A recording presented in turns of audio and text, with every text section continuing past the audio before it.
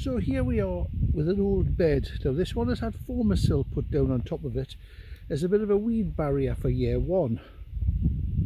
Now you can see I've got the remains there of some purple sprouting broccoli. Now this is after a lot of roe deer came in and actually ate the broccoli off. So what I'm doing is cutting down the broccoli itself. That will all go off into the compost heap, and then lifting the actual plastics. Now what I get after that is a nice clean bed. I mean, that is 1 year on after having actually a bit of old carpet down on here. Now because the bed has been compressed with the wet carpet, it's a little bit heavy. Don't know if you can see there, you can see my hoe going through it there. So all I'm doing is, because I'm going to plant carrots in here and I want a light top, I'm simply hoeing the top 2 inches. That's all. I'm not going down deep. I'm literally going through the top. Now once I've hoed this off, I'll get the rake out and rake it level, and then I'll show you what my idea is. Now you might remember that that bed started out not too different from this. It was really just grass, weeds, dandelions, daisies, nettles, thistles. It was a right mess, and what I did was I layered down a bit of old carpet that I'd gotten, some old woolen carpet, and then I cut holes in that and planted through it. Now this is what the carpet looks like a year on. So I've gotten a year and a half out of this stuff. So it's not much good. It's not much good for anything now other than bagging off and taking it to the tip. Now this is what I've got left a year on. Now when you compare that with what it was like with the weed, the nettle, the thistle and everything, you can see why sometimes mulch gardening can save you a whole lot of heavy back-breaking work. There you are now, lightly raked, lightly levelled off. Now let's go and have a chat. Now I'm quite sure if you've planted carrots before, you'll know the method. It's not hard. Quite often you dig the ground to death to break it up.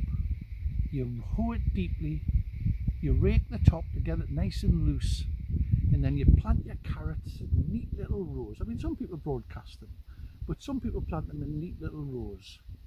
And once you do that, what happens is usually the carrot seed decide this is going to take the mickey out of you, and it goes to sleep. And it lies there dormant whilst all the weeds, the surface weeds and the stuff you've disturbed down below all grows up and completely covers your seed bed. Now you're thinking, I want to get in there and I want to clean that bed, but of course your seedlings haven't come through yet, and if they have come through, they're either buried under all this surface weed, or they've gone so leggy because you've left it too long, they've gone so leggy as to be useless. So old allotment gardeners of yesteryear used to put down a couple of big planks, big boards, and leave about that much gap in the middle. Then they'd plant the carrot seed in that gap. What that meant was that the wood sitting on the surface blocked all light from the surface seed, so none of it would grow. So all you actually got was a bit of weed coming through where your seeds were, but it was only this wide. It wasn't a 3-foot wide bed. It was a couple of strips that big.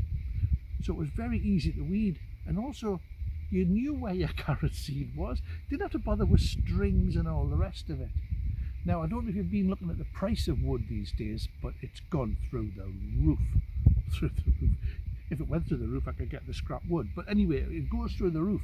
So I saw something the other day which absolutely blew my mind. Let me show you it.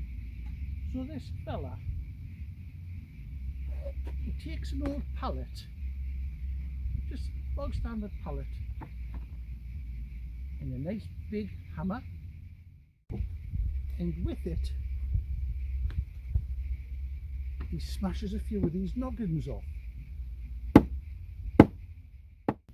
And then once he'd taken all the noggins off and the back off the pallet, carried it over to his beds, and once he got the position right, he we simply laid it down on the surface and stamped it in.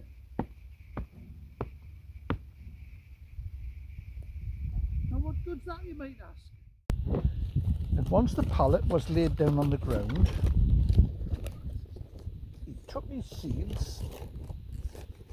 Now these were a gift, so we'll try these out. And going across to his bed,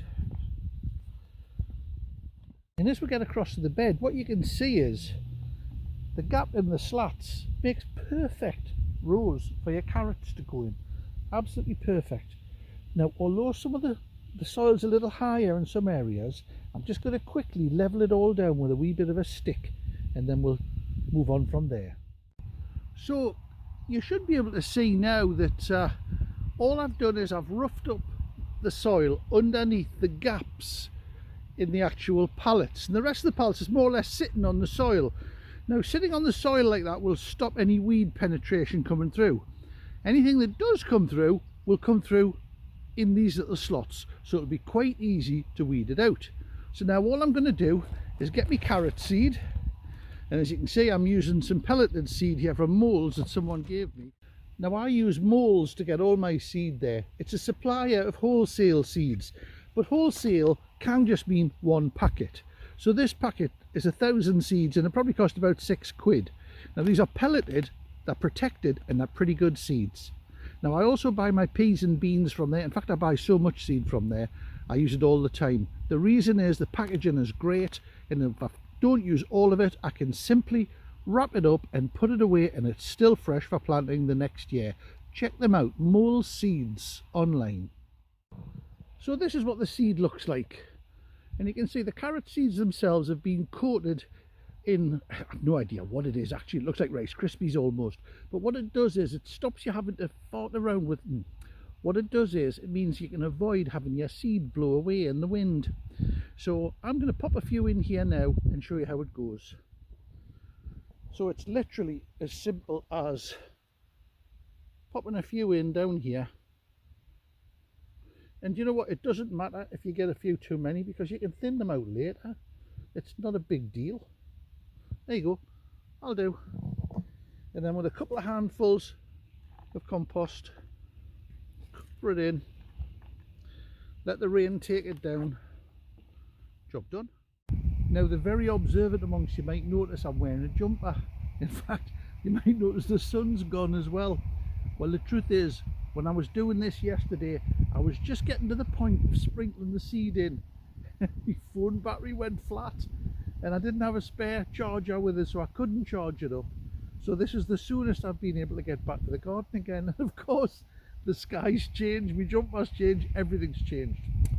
Now, you might, when you saw me sprinkling the seed there, have thought, well, that's a bit raggy. Well, that was a fake. I actually planted the seeds yesterday, and I covered them over. So I just quickly faked a few on the top, on that little bit in the corner, and then put some more compost on. So when these things come through, that top corner is going to remind me of you. So that's it. Planting carrots through pallets is really easy, suppresses the weeds, and once the carrots get some height on them, you can remove the pallet completely, and then in the gaps between the rows of carrots, maybe pop in a few lettuces or a few, well, whatever you want to grow. Grow them in the gap in the middle. Remember, if the soil's covered, weeds won't come through. So get something there in between. Now, the width of those boards on the pallet itself is perfect for being able to just draw a hoe down later on when you're weeding it. So dead easy. What do you use pallets for? Give us a clue down below.